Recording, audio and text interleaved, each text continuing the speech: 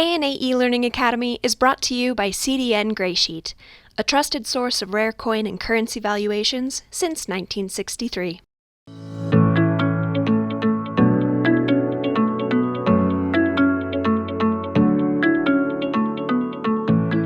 Thanks for joining us today at the ANA's eLearning Academy.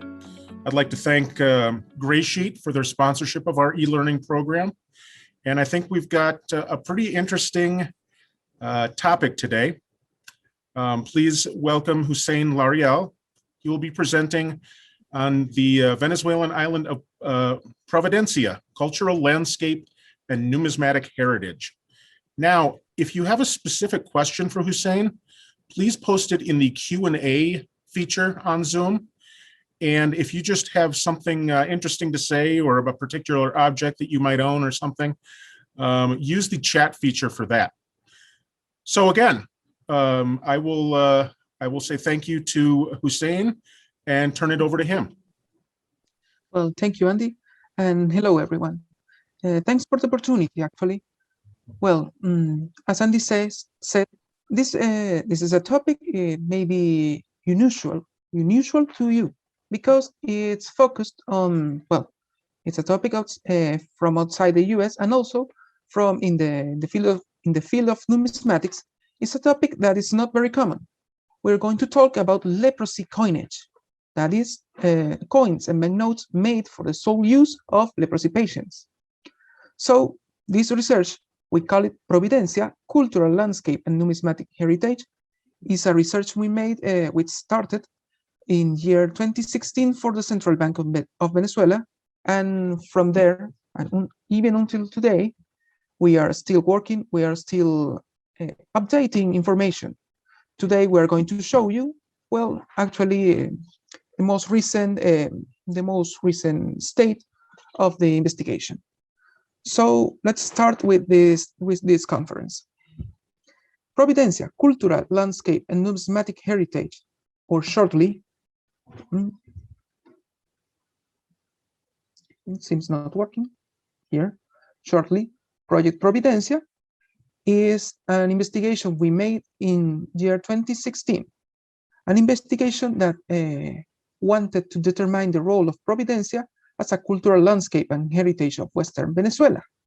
Of course, as every investigation, we focused on some topics, being those leprosy and leper colonies, Providencia, the leprosarium and its people, the money that we're going to talk about today, the money that people in Providencia used, and the role of Providencia as cultural landscape and heritage of my region.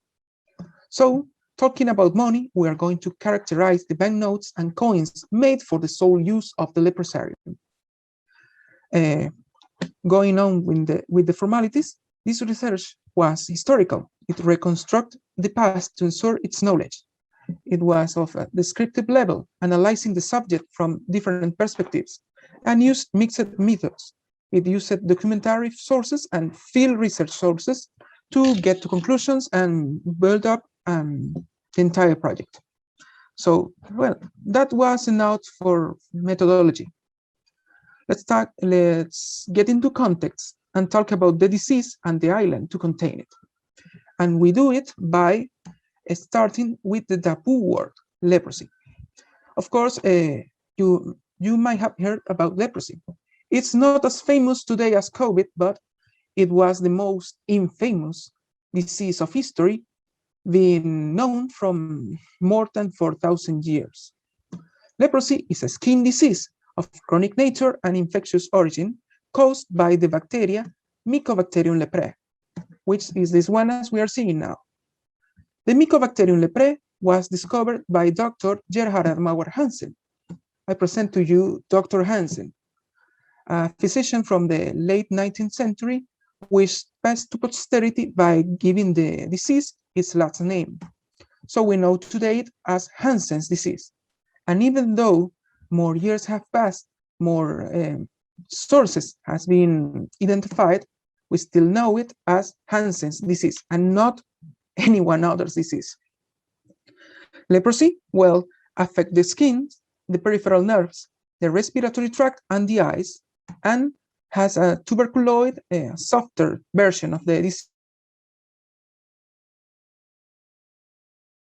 and lepromatosis, as well as some middle grades called border, to focus on a medical presentation.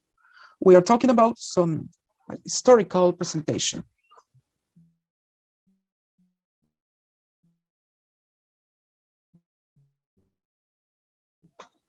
Oh my God.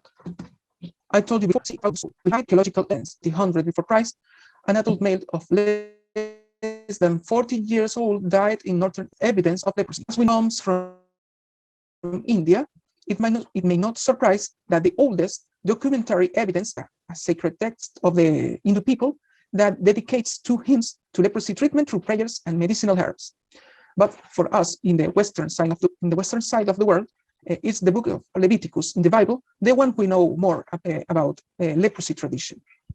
So Western culture, thanks to the book of Leviticus, applied and let's say a treatment, a very widespread treatment of leprosy that consisted on isolation of patients. And it's no surprise that in more recent years, well, the hospital for leprosy patients were established. Maybe one of the most famous being the one established in the on the outskirts of Jerusalem by the Crusader Order of Saint Lazarus in year 1119. And of course, later centuries, we can see the Leprosarium by the year 1225. And of course, they were brought to America by the Europeans, being the Hospital de San Lázaro, the first American leprosarium, founded in year 1528 in Mexico City. Going to my country, in Venezuela, we have a bit of history of the disease. We know for certain that the first patient was Mr. Pedro Gutierrez de Lugo, the founder of the city of La Victoria in year 1626. And after him, well, Mr. Melchor and a female slave in year 1627. Of course, we are talking about an epidemic, so it proliferated. Patients appeared all around the country. And it was no surprise that also hospitals were created. And the first one, the one in Cumaná, year 1750, and after that, well, as you can see, hospitals in La Hollada, in Angostura, Maracaibo, and many other cities. With the arrival of the 20th century, only 2 of those 7 remained. The one in Cabo Blanco, year 1906, which was originally the Hospital of La Hollada in Caracas. It was transferred to the coast, and the one of Providencia, year 1939, is the same hospital of Maracaibo, founded in year 1831, but just renamed. So, well, that's enough about the historical context of the disease, and we are going to get to topic. We're going to talk about Providencia Island. Providencia Island is located in western Venezuela, in the specific point I placed in the map. In my state, it was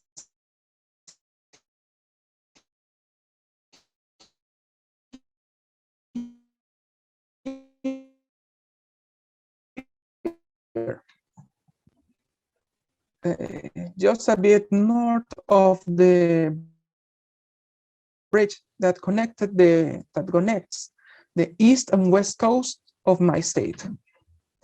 This is the island, as you can see it from Google Maps. Of course, today, most of the buildings are covered by vegetation, but still we have accessible places all around the island.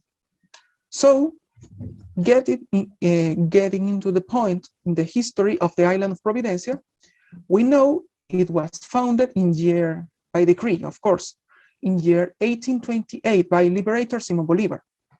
But it started functioning as a hospital after it was purchased by the municipality of Maracaibo to the owner of the then known as Isla de Burros. The island was renamed as Isla de Lázaro. We're talking in this case about Lázaro or Lazarus, a person that Jesus, sorry for the internet connection, Lazarus was a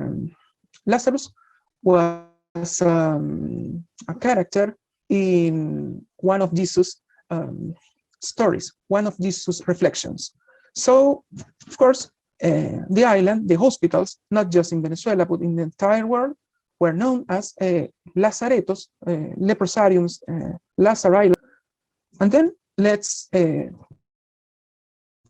see the situation some years later. By year 1953, we know that not only, well, we had more than 730 patients, but the island was entirely, well, it had many buildings. Starting from a dock, of course, it has actually more than one dock to receive patients, and more than 6 hospital buildings, all established through the northern part of the island. They also, in those places, they receive its medical staff, its administrative staff, and of course, patients who were the pavilions we spoke of. As the years followed, we're not talking exclusively about year 1953, we're talking about the entire lifespan of the island as a hospital, as a medical place. Well, it developed medical offices as well as a laboratory. It was not entirely a hospital, but also had some civil services like, well, a bureau of law bureau, not to talk about some other services like marketplace and water, and of course, everything you need to live. They also had church, places to eat, some more social areas. It even had a jail, a police department, and of course a graveyard where most of the patients ended being buried. And as years passed, schools were founded, patients got their own houses, and more places for entertainment, like cinemas and baseball stadiums. And of course, libraries, postal service, a marketplace, and all the basic services like water, electricity, and so on. It stopped being just entirely a hospital and became a town in all its right to be considered. And of course, patients, over the years and over the medical advancements in the knowledge of leprosy, we treated more in a more kind way, to say so. You may, as you may imagine, leprosy was not a very soft disease. It was a taboo. It was a disease no one ever wanted. So people who had the disease ended up being very discriminated, very low in the social scale. So they ended up being isolated for the good of society, to say how they believe it was. Let's talk about some other historical facts about the island. In year 1880, the hospital administrative board was formed. Why do I mention this hospital administrative board? Because they were the ones responsible of establishing the coins and banknotes for the use of leprosy patients in the island. As well as in year 1890, the Sister of Charity of St. Anne, well, they took control of the hospital and its patients. They were the ones responsible for giving the hospital the name of Providencia. With this, we know that was known as Isla de Lázaro, and after that, after year 1890, in a particular moment, the Sisters of Charity, the nuns, renamed it as the Isla de Providencia, or Island of Providencia. Well, as every story, Providencia had its end around year 1985. Of course, the medical advancements in the treatment of leprosy made evident that isolation of patients was not necessary. In Venezuela, a very famous physician called Dr. Hussein developed a machine, and well, that was enough for to make the treatment of leprosy an ambulatory treatment. So, existence of places like this was unnecessary. That led to the eviction of the island between years 1984. The island was evicted between years 1984 and 1985, and as of year 2016, no more than 14 survivors remain in the medical center in which they were located, the Hospital Cecilia Pimentel in Maracaibo. So those 14 survivors still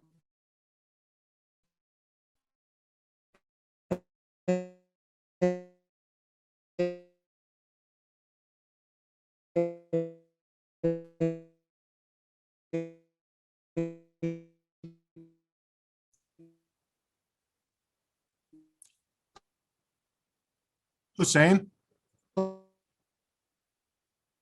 we're having some audio problems with you, consider Hussein. Providencia as their home, because as all you see the island had, well, they made that place their own.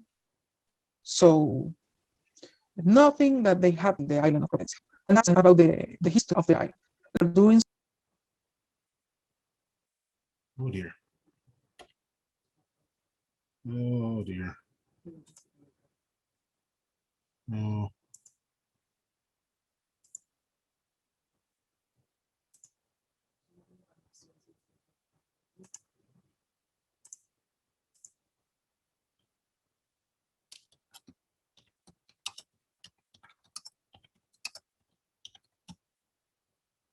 Okay, sorry. Can you hear me right now?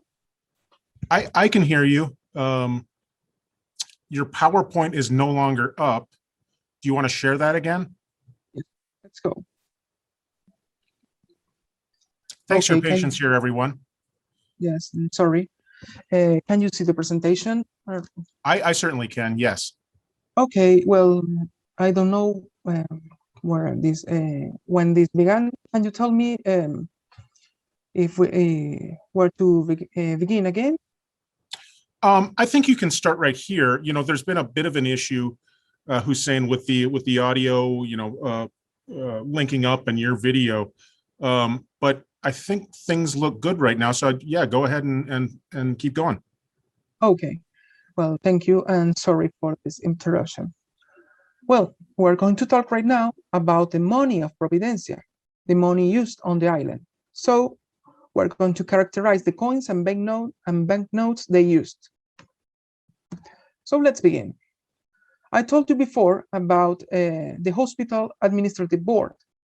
The hospital resolved in year 1882 to create an internal currency for prophylactic purposes.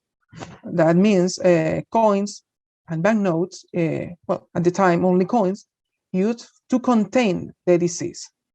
You may imagine that the taboo was so high, was so strong, that people believed that taking contact with the things that belonged to leprosy patients were going to give them the disease. We're going to make them leprosy patients. So they believed that using coins and banknotes for the sole use of leprosy patients will contain it somehow. So they coined the first coins in year 1885, which today are only known by documentary sources, as well as later on coins in years 1887 and year 1898. Those coins, we know some of them today and are very rare to see. A few years later, in year 1913, the first coining, to which mostly known pieces today belong, is made. Similar coins are made in years 1916 and year 1939. Just 1 year later, and due to counterfeiting, yes, not surprising, but coins and banknotes for leprosy patients were counterfeited. Well, the hospital decided to create banknotes. Those banknotes were issued by the Ministry of Health and Social Care, and there were a second and third printing in years 1944 and 1950. And of year 1958, well, medical advancements in the treatment of leprosy made evident that the coins and banknotes were unnecessary because leprosy was not contagious in that way. So during the years, and especially after that year, 1958, coins and banknotes were burned, were destroyed, and very few pieces remain today. And then let's see those pieces. The earliest coins of Providencia are those you are seeing now. The 1/4 real and 1/8 of Bolivar from years 1887 and 1898. Fellow researchers believe that these coins can be essays because they are very few today, although those very few we know today have are not in a very good condition. So it's a bit contradictory to see that well, if they were essays, why are they so badly today? They were made of copper or bronze because well, those coins haven't been studied very deeply until today, and were had a diameter of 14 millimeters and 60 millimeters, the one of 1898. If we talk about the more well-known coins and banknotes, are the ones we're seeing in the presentation right now. We have coin mintings from years 1913, 1916, and year 1939. So let's talk a bit about them. Coins of year 1913 and 1916 were very similar. In year 1913, they minted coins of face value of 1/8 of Bolivar, half Bolivar, 1, 2, 5, 10, and 20 Bolivars. They were made entirely of brass, of round shape, of smooth eye, and they had a rim of dentils. In the obverse, they have the identification of the hospital, el Lazareto Nacional Maracaibo, and of course the year in the lower part. In the back, they have the face value, very big to see. Coins from year 1916 were very similar, just with the difference of the face value of 5 cents being added this year. They were identical to those of year 1913, being made of brass, round, with a smooth eye, edge, and a ring of dentils. Of course, in the front, they have the identification of the hospital and the year, and in the back, the face value. If we go further on, the coins of years 1939 were a bit different, but in the main figures were the same. They have in the front the identification of the hospital and in the back the face value. They were made in the values of 5 cents, 12.5 cents, 50 cents, 1, 2, and 5 bolivars. What happened to the values of 10 and 20 bolivars? Well, they were suppressed due to counterfeiting. And even though well, the coins of the highest values were suppressed, the coins of lower values were still being counterfeited. So those coins of even higher values of the ones you're seeing now were replaced by banknotes. Banknotes that you can see here. The banknotes were the same from the obverse at the reverse, was the same design, and showed a coastal landscape with the value on the sides and the text Ministerio de Sanidad y Asistencia Social, Leproserías Nacionales in the upper half, and the face value and the legend para circular únicamente en las leproserías, or for the sole use of in the leper hospitals. This issue, year 1940, was made with a face value of 25 cents in green color, 50 cents in orange colors. We're going to see some of these pieces further on. 1 bolivar in color red, 2 bolivars in color purple, and 5 bolivars in color blue. The first series had no letter. Of course, they thought it was going to be just one series and a serial of 6 digits. It was incinerated in year 1944. The signature belonged to Carlos Díaz del Ciervo, who was the director of hospitals by the year. The second issue, year 1944, it's like we see here.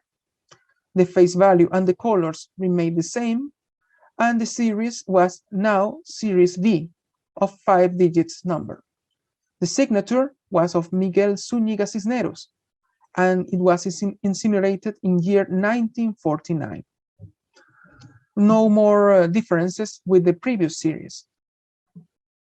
And the final series, year around 1950,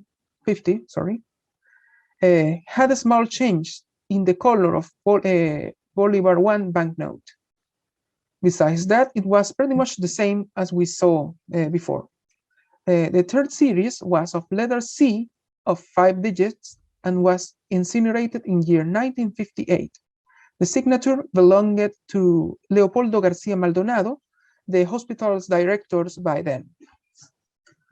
And all the series had a particular stamp that was printed on its face. That stamp was this one.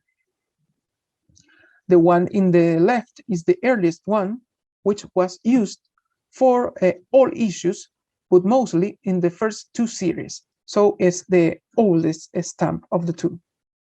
While the stamp on the right was started being used between the 2nd and the 3rd issue. So it was used the less. It was the most recent stamp of the 2.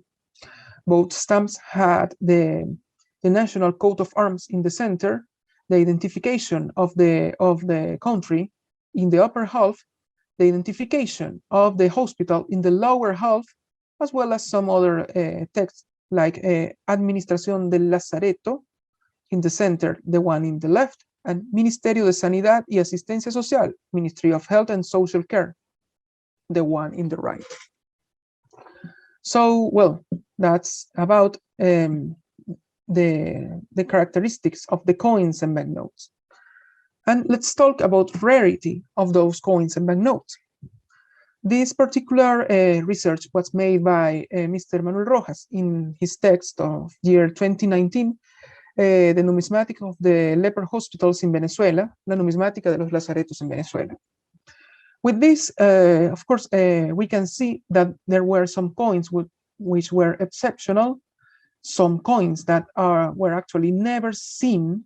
We know them only for documentary sources, and some coins that were pretty common, considering, of course, the fact that this was an issue, a very low issue, considering that it was for the sole use of leprosy patients, which never were more than 1,000 people.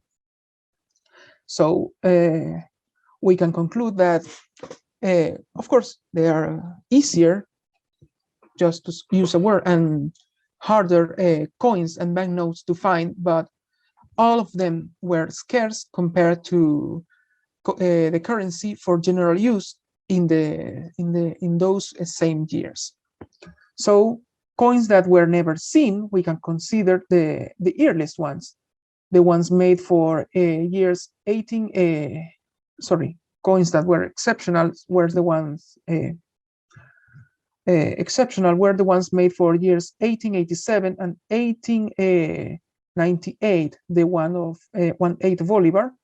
Coins that were never seen. The coins we know only for documentary sources are the 1/8 bolivar of year 1885, the very first coin of the island, and coins, or actually banknotes of 25 cents from the later years, years 1940, 1944, and 1950. We have exceptional coins in the collections as well as more common coins. We're going to see them a bit right now. We're going to talk a bit about the collection of the Central Bank of Venezuela in my city. A collection that was made of coins, essays, counterstamps, tokens, medals, and banknotes, and a collection that for year 2004 was composed of 1,866 pieces. Of those, 35 were restricted circulation pieces, and 24 were from Providencia. Of those 24, 14 are coins and 10 are banknotes. And of those, we chose 17 to show you today. Those 17 pieces are as we can see now. The coins of 1/8 bolivar from 1913, as you can see the value in the back. Those coins were, the higher the value, the bigger their diameter was. So we can see them grow as the value grows. I described them before, the identification of the hospital in the front and the face value in the back. If we go to coins of years 1916, we have the one of 5 cents here, the one of 1/8 bolivar here, and the piece of 1 bolivar here. And if we go to the to year 1939, we have the piece of 5 cents here, piece of 12.5 cents here, that's 1/8 of bolivar, the half of a quarter bolivar, and pieces of 50 cents here and 1 bolivar here. We can see the difference between this issue, mainly on the identification of the hospital and the usage of decimal values in contrast with fractional values of the earliest mintage. About banknotes, we have one from year 1940, this one from Carlos Díaz del Ciervo here.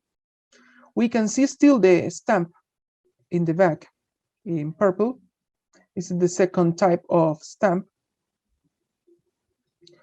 And the banknote of 50 cents and 2 bolivars from year 1944, as well as the one of 5 bolivars from the same year. What I want to say of these pieces is that the banknote of 50 cents, the one that we have in our collection, is one of the only 2 knowns in Venezuela of this value, of this face value. We know of the banknotes of 25 cents because we know they were incinerated in their years. They were registered on documentary sources by then, but until today, no banknote of 25 cents has survived. And in the case of 50 cents, well, the only 2 known are, one of them is this one you are seeing now, the one in our collection in the museum in Venezuela. So in terms of rarity, this is an exceptional piece. Finally, the banknotes we have from year 1950 are the ones we're seeing now. 1 bolivar in orange color in the here, 2 bolivars in purple. There was no change in the colors of this banknote. And a pair of 5 bolivars banknotes from the years 1950. All signed by Dr. Leopoldo García Maldonado and made in the Editorial Bellas Artes of Caracas. And this is all about the coins and banknotes we have today. In order, sorry here. In order to talk about the conclusions of the research to pass on to the Q&A sections, we're going to talk about the conclusions of this investigation, why Providencia is a cultural landscape for Western Venezuela. And to do so, we focused a bit, we studied a bit of the criteria set by the UNESCO to consider a place as a cultural landscape. To start, we have to know that cultural landscapes are the combined works of nature and man, and are illustrative of the evolution of human society and settlements over time under the influence of the physical constraints and/or opportunities presented by their natural environment and of successive social, economic, and cultural forces, both external and internal.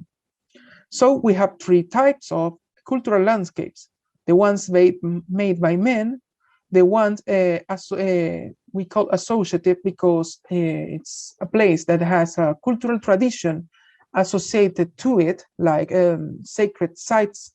Talk about Göbekli Tepe or Mount Fuji and so on, though that kind of places that had a legend, a tradition bound to them, and the originally evolved landscapes, the one we're going to talk in this particular case.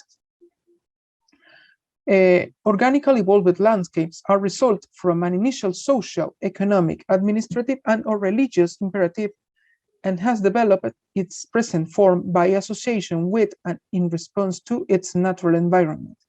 So they are manifested through the intervention made by human groups on the morphology and environmental components. That means people is placed in those sites and start working them and making them their own place. We have two types of organically evolved landscapes, being those continued, the ones which are active today, and those relict or fossil, the ones that in which intervention halted in the past. And Providencia, or particular case, is a cultural landscape of that one. Providencia started with a social imperative that was to isolate the deceased people. That is, to put leprosy patients away from healthy people. That led to an administrative decree by Liberator Simon Bolivar, which led to the creation of this place as a hospital. Providencia evolved in response to the environment, of course, geographical features, the coast, the salt of the environment, the climate, the type of xerophytous vegetation, and evolved also in response to external forces, being those forces the prejudice that society had towards leprosy patients, and the obligation that the same society had towards those same leprosy patients. Of course, they were not isolated to let them die, but to receive treatment. Also, Providencia evolved in response to the internal forces, the links that the people forged between them and the everydayness, their routines, their traditions, their activity, their sports evening, the movies evening, all they were able to do, their work, etc., was part of that, of those internal forces that created the cultural landscape of Providencia. And of course, being a relict, a fossil site, it had an end, being the abrupt cessation of its activities with the eviction and the abandonment of the site. Providencia left a legacy, a material evidence being buildings, vestiges, and of course, the pieces we just saw. Providencia left also immaterial evidence, survivors, and tradition. Providencia is particularly a site that became, even though people actually doesn't recognize it, but Providencia became part of the cultural heritage of my region, because everyone has a story to tell about the island, even though not everyone, in fact, very few people, very little people, was in the actual site. But during the research, we found people not related to patients or the services offered in Providencia that had a story to tell. And that's part of the reasons why we consider Providencia a cultural landscape. Yet it's an unrecognized landscape. So, sorry. As a conclusion, I can say it's necessary to sensitize society, but also to instruct it about the value of the landscape as a heritage element. This requires knowledge of such landscapes, its genesis, its interrelationship between structures, etc., and this process, in return, will facilitate a real protection of the landscape as an environmental, but also social, cultural, and patrimonial element beyond a mere legal protection. This conclusion was not mine, was actually from Professor Maria Hernandez of the University of Alicante. Yet I considered it perfect for the what we call the fact that Providencia is a site of cultural significance, yet is not recognized as so. And well, as the last part of this presentation, this epilogue is, I call it Exploration Providencia, just to show you a bit some pictures about the island. We made, as I said before, 4 journeys to the island. We can see here from Google Maps, 4 journeys in which we gathered evidence and made a photographic record. Just to show you the most impressive, to say so, places that remain of this particular ghost town of our region. As you saw in the presentation during the historical part, Providencia had houses, being this one in particular, the physician's house, the place where some doctors and nurses lived and received visits and their people. Providencia also had a movie theater. Of course, being a site of medical practices, it was not a closed site. It was a movie theater open.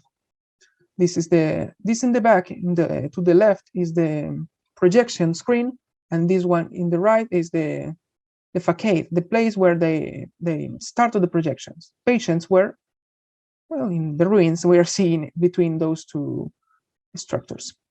Here in particular, we see the letters IMP of Providencia Island.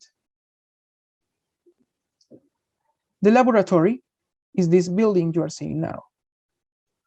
It's the most centric building in the still reachable, accessible part of the island. And in particular, we can see here how it is today. Actually, nature has taken hold of the building and how it looked in the day, the same building. In the case of the hospitals, we have the biggest one. This is a maternity room, and this particular hospital was quite wide, was very big, to say the least. And it's ruined. I can say it's big because these columns in the background actually are the half part of the building. And this place was the country yard, the inner yard of the hospital, actually was destroyed during the years. Under this place, there was a water tank, so well, the construction fell down due to deterioration and not maintaining it. This particular place, you can see here in detail, we have a photo of the epoch here. The same place, the same buildings, the same columns, the same structures here are here, destroyed and in ruins. Other places of the island, well, here, another hospital, in this one is inaccessible, the jail ruins, to the ground, nothing remains, and a little square with the Fatima, Virgin Fatima here. And some photos from the sky. Some photos for you to see the true size of the place. This here is the laboratory, and here we have the movie theater. Here's a water reservoir, and this one is the hospital we see a few minutes ago. Here, this burned area is what remains of the baseball stadium, and these little buildings covered by nature are houses for patients. From another perspective, the same laboratory, the same water reservoir, the house of the physicians, and the hospital here, the movie theater, stadium, and from here, you can see the true size of just one of the 6 hospital pavilions that existed in the island. This one here is another one, and in the background here, we have the graveyard of the island. And well, I think that's everything for today. Just to thank everyone for being here, everyone who contributed to the research, and of course everyone in the American Numismatic Association for this particular opportunity to show you the result of the investigation. So if you have questions, you can start now. You can start right now and I'll answer them gladly.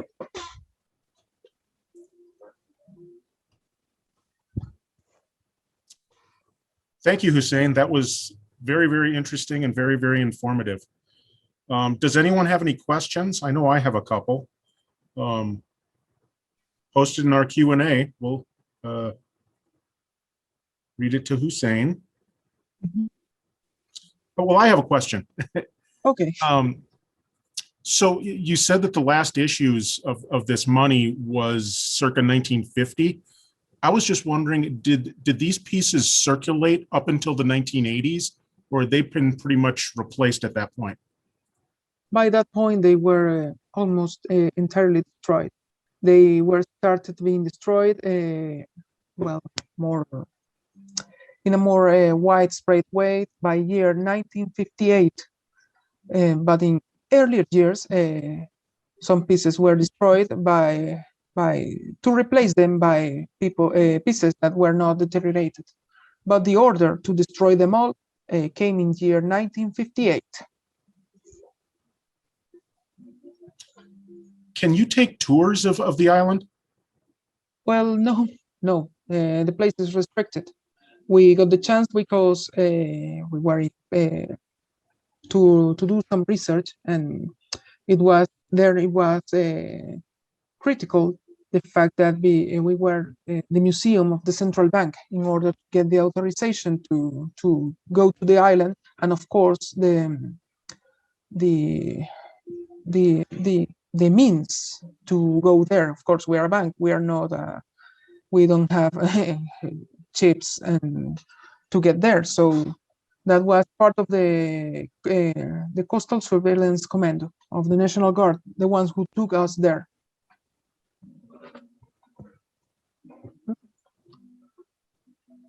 And I'm sure you covered this somewhere in the talk.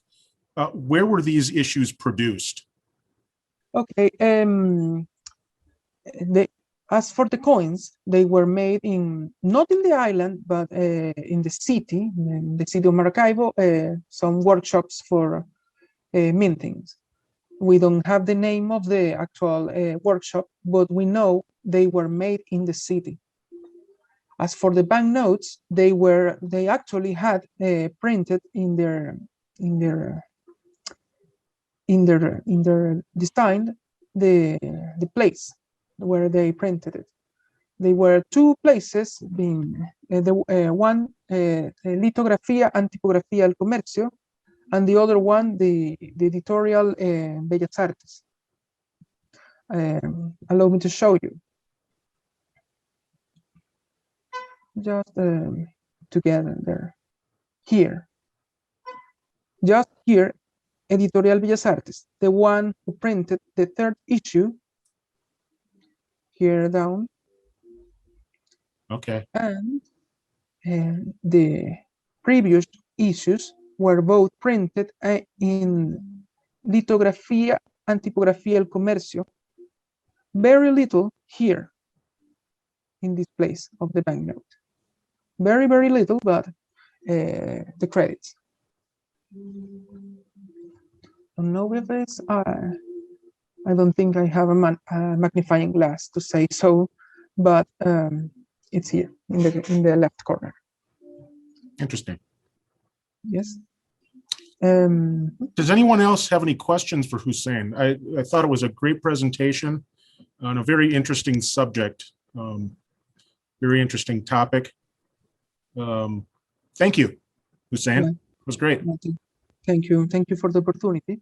Just to close this presentation, and just a detail that I forgot, patients got this money through work, and not only through work, but also as gift from their family outside the island.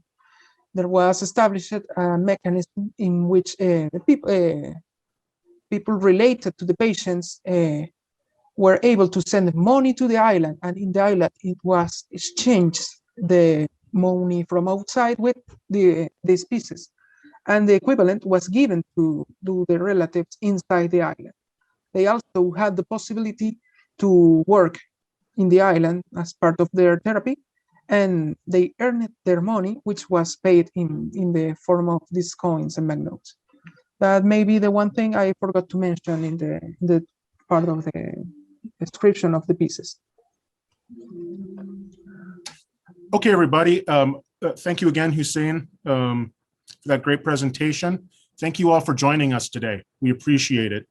The ANA would also like to recognize again Graysheet, who is our sponsor for our e-learning opportunities that we provide. Look back for other e-learning opportunities in the future. Also, we are going to be doing a virtual summer seminar dealing with a wide range of topics in late June and early July. And that should be very interesting with topics that cover a wide range in numismatics. So definitely visit us again at that time. Thanks again for everyone attending, and have a good day.